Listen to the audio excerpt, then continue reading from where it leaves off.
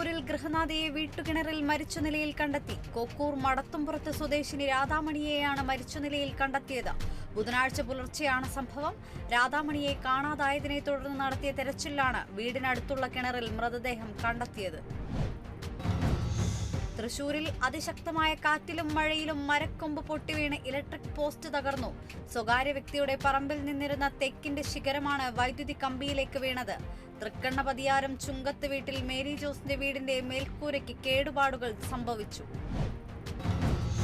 കൊൽക്കത്തയിലെ യുവ ഡോക്ടറുടെ കൊലപാതകത്തിൽ പ്രതിഷേധിച്ച് തൃശൂർ പാണഞ്ചേരി മഹിളാ കോൺഗ്രസ് ബ്ലോക്ക് കമ്മിറ്റി ധർണ നടത്തി. വെള്ളാനിക്കര പ്രാഥമികാരോഗ്യ കേന്ദ്രത്തിന്റെ മുൻപിൽ മാനുഷാദ എന്ന പേരിലാണ് പ്രതിഷേധ ധർണ സംഘടിപ്പിച്ചത്.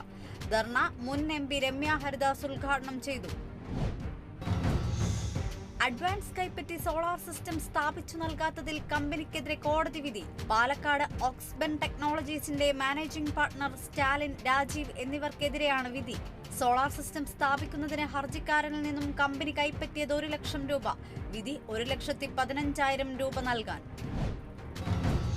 അനുമതിയില്ലാതെ പണമിടപാട് സ്ഥാപനം നടത്തിയ കേസിൽ പ്രതികൾ പിടിയിലായത് തൃശൂർ സ്വദേശികളായ സജീന്ദ്രൻ, രഞ്ജിത്ത്, വിവേക്, അർഷാദ് എന്നിവർ. സ്ഥാപനം പ്രവർത്തിച്ചത് കോർപ്പറേഷൻ ലൈസൻസോ മണി lending ലൈസൻസോ ഇല്ലാതെയെന്ന് Thrissur east police.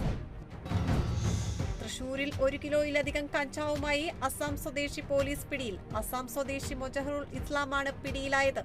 East police station, Ollur police station എന്നിവിടങ്ങളിലെ ഡാൻസ് ഓഫ് ടീം അംഗങ്ങളുടെ രഹസ്യാന്വേഷണ വിവരത്തെ തുടർന്നുള്ള പരിശോധനയിലാണ് പ്രതിയെ ഈസ്റ്റ് പോലീസ് പിടികൂടിയത്.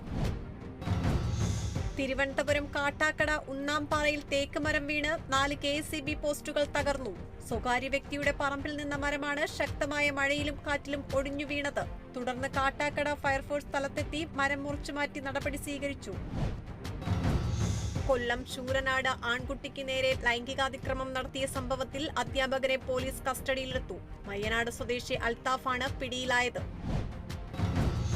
കോട്ടയം ഈരാറ്റുപേട്ട വ്യാപാരി വ്യവസായി ഏകോപന സമിതിയുടെ നേതൃത്വത്തിൽ വിദ്യാഭ്യാസ അവാർഡ് സമർപ്പണ സമ്മേളനം സംഘടിപ്പിച്ചു. സമ്മേളനം MP ഫ്രാൻസിസ് ജോർജ് ഉദ്ഘാടനം ചെയ്തു. വിദ്യാഭ്യാസത്തിനായി കേരളം കൂടുതൽ പണം ചെലവഴിക്കുന്നുണ്ടെന്ന് പറയുമ്പോഴും കേരളത്തിന് രാജ്യത്തിന്റെ വിദ്യാഭ്യാസ ഹബ്ബായി മാറാൻ സാധിച്ചിട്ടില്ലെന്നും അദ്ദേഹം വിമർശിച്ചു.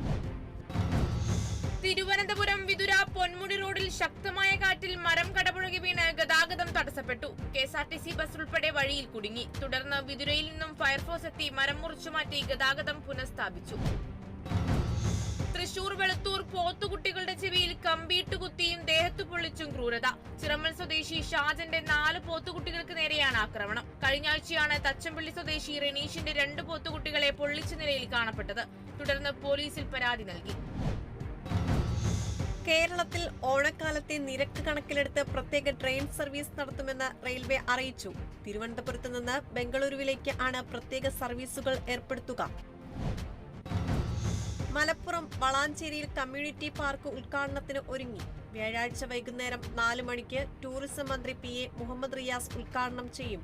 വളാഞ്ചേരി നഗരസഭയുടെ 2023-24 വാർഷിക പദ്ധതിയിലെ 1,26,00,000 രൂപ ചെലവഴിച്ചാണ് പാർക്ക് നിർമ്മാണം പൂർത്തിയാക്കിയത്. കൊല്ലം ചടയമംഗലത്ത് വീട്ടിൽ കഞ്ചാവ് ചെടി നട്ടുവളർത്തിയ യുവാവ് അറസ്റ്റിൽ. കടയ്ക്കൽ കോട്ടപ്പുറം സ്വദേശി മനീഷാണ് പിടിയിലായത്.